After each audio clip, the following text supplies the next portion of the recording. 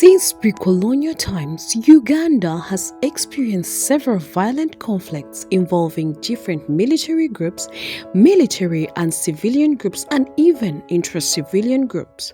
Notable of these conflicts include the LRA and Alice Lakwena Wars in northern and eastern Uganda, the ADF war mainly in western Uganda, and the Luwero conflicts. These conflicts have over the years incrementally generated transitional justice issues that are yet to be resolved. I suffered the war during the event that took place in St. Mary's College, Aboke in 1996.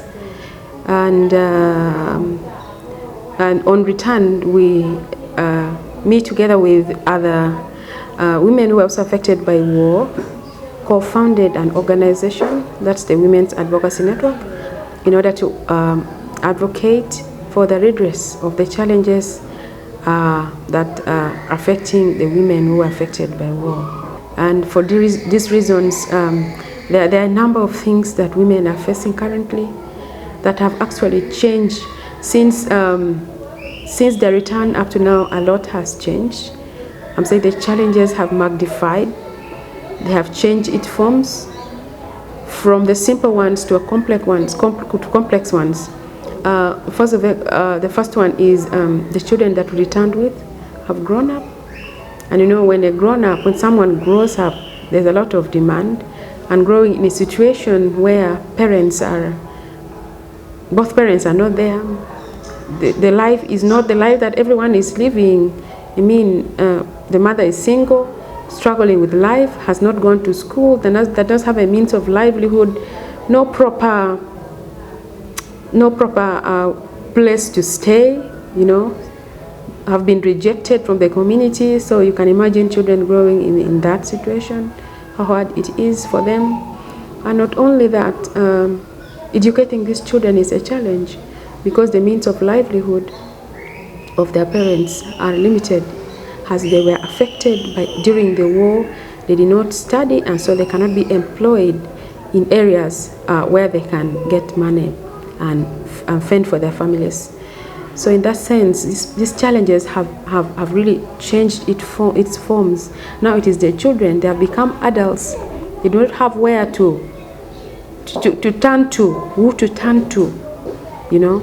So we believe that if the government can speed up the process and really work on the TJ policy and address some of these issues that I've spoken of, then then it would be better for these women who have suffered and their children as well. I thank God so much for my life because I passed through a lot in this country as a young girl in northern Uganda. When I was 10 years, the rebels came and picked me from my home. These days in Lamo district, but those days is Kidgum district. I went when I was only 10 years. I suffering a lot. So started from that time I came back. I find most of the women who come with the children back home, they are suffering. Most of them, they're rejecting them from their own families. Because we came back, we find out the people there in the camp. And most of them, all their parents, they die. And the fathers of our children, we don't know where they are coming from, including me. He did not tell me where exactly the home from northern Uganda. So I couldn't trust. The same to the different mothers. They have that challenges. That is why you are seeing all victims, they are staying within trading center, within town, within Gulu City. In Gulu City here, we have almost 75% of the women who are staying here because there is no land. The time we came back, our parents, they have been happy to welcome us. When our children started to grow up, they started to reject the women from their own land. Since 2020, Rwenzori Forum for Peace and Justice, a national civil society organization based in Rwenzori region that fosters the culture of peaceful coexistence, access to justice and respect for human rights, and the Foundation for Justice and Development Initiatives, a civil society organization based in the Northern region that works with children, youth, women, and communities to promote justice, development, and economic recovery in Northern Uganda, have been collaboratively furthering transitional justice in Uganda. In 2020, we entered into a relationship with FJDI. FJDI is Foundation for Justice and Development Initiatives in Gulu, Northern Uganda, to address the subject of TJ, Transitional Justice in Uganda.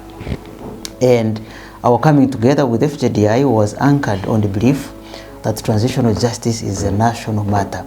It cannot be left to a particular organization, it cannot be left to a particular region. Our engagements with FJDI were aimed at a number of interventions. One wanted to amplify the voices of victims of conflicts.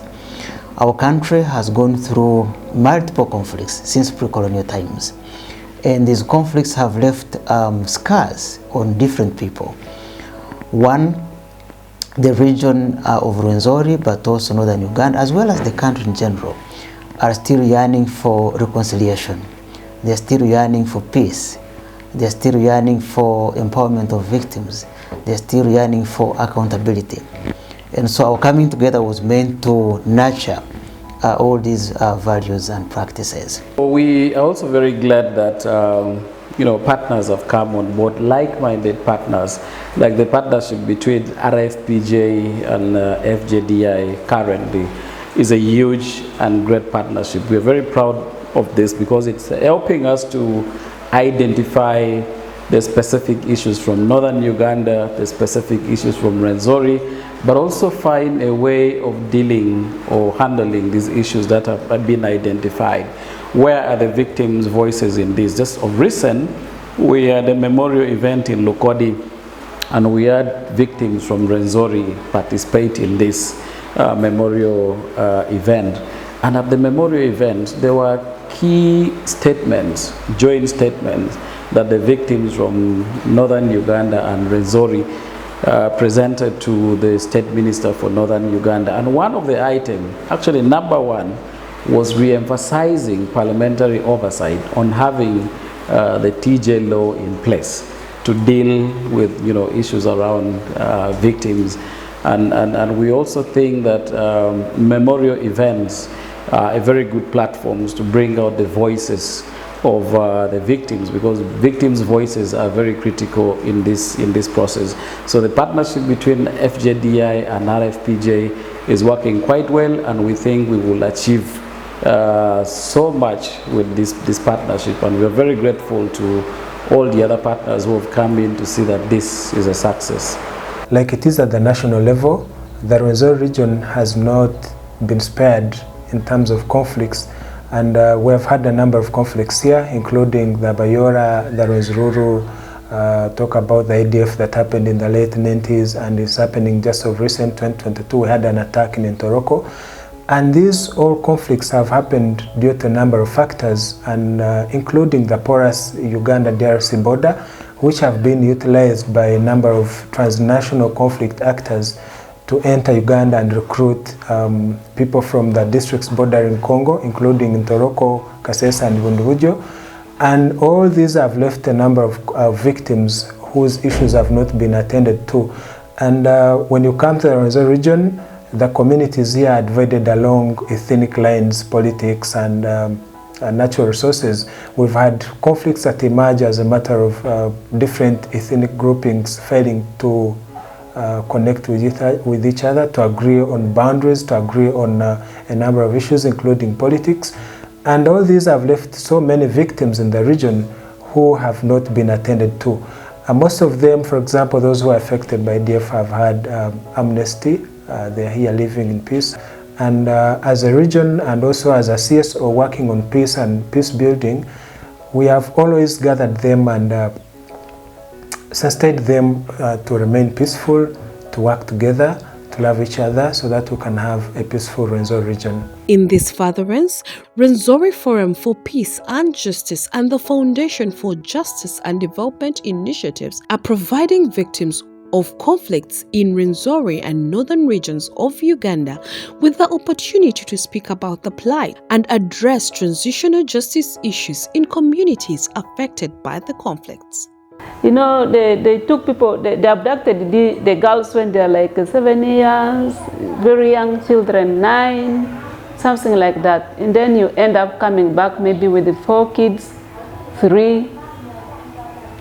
So you come back, maybe sometimes you even don't know the family of these children. So coming back to your home, your own family rejects you. Refuses you that these children, they are evil kind of spirits, you know. The children you give birth with the LRA, Econ, they are not good children. So it's really quite very difficult on the issue of the children. Even if your child goes to play with others, and you know children, sometimes they can, because you see everyone will look at it like something so serious, yet it's just a child. They take it seriously, they'll be like, this is a real con, you has come here now again. So it's really very hard. Even when you try to send them at school, it's the same thing. Stigma is really so bad. I was injured by the landmine in 1997 when I was 11 years.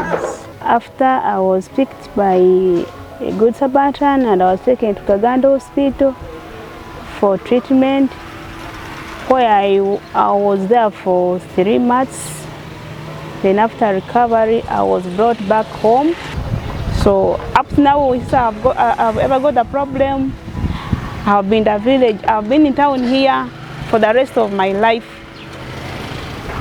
So it is appeal to the government of Uganda and the NGOs that please continue remembering us and putting us on board where necessary, especially people who were victimized by the war, who had problems with the ADF war, Nalu war.